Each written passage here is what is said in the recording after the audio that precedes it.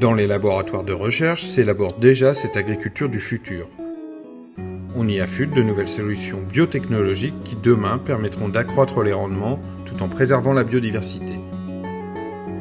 Chez Yvetech par exemple, on propose des alternatives à l'utilisation d'insecticides et d'engrais. Nom de code, la PBI, protection biologique intégrée.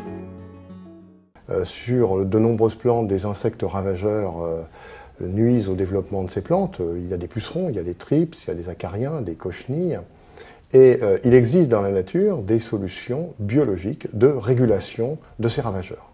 Nous avons donc choisi, en écoutant les chercheurs de l'INH, une solution naturelle comme la chrysope, qui est un insecte indigène, donc déjà naturellement présent dans notre environnement, et que nous allons apporter en augmentant la quantité d'insectes sur les parcelles concernées pour mettre en place une protection biologique naturelle.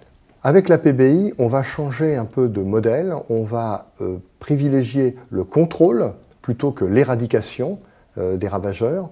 On va favoriser un effet progressif plutôt qu'un effet instantané. Et donc, on va être plus dans le localisé que dans le global et chercher à résoudre le problème vraiment spécifique que la culture a au moment où on intervient. Les biotechnologies apportent donc des solutions pour réduire l'usage des pesticides et insecticides. Mais leur champ d'application est plus large. Elles s'intéressent aussi à la croissance des plantes.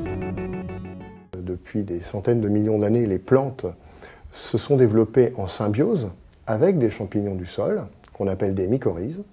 Et aujourd'hui, ces solutions apparaissent comme très intéressantes pour restaurer un équilibre de nutrition entre la plante et le sol.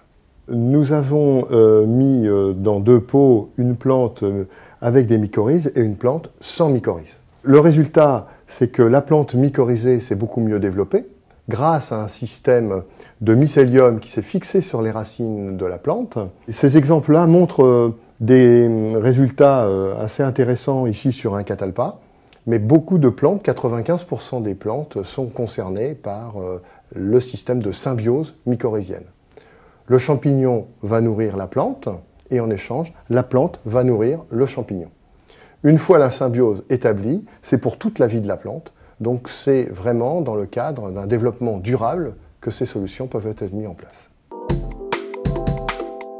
On le voit, le principe est d'imiter et d'intensifier des mécanismes présents dans les écosystèmes. Il s'agit de réduire le recours systématique aux intrants non renouvelables pour s'orienter vers des solutions biologiques et écologiques. En s'appuyant sur de nouvelles technologies, on parvient à élaborer des solutions industrialisables.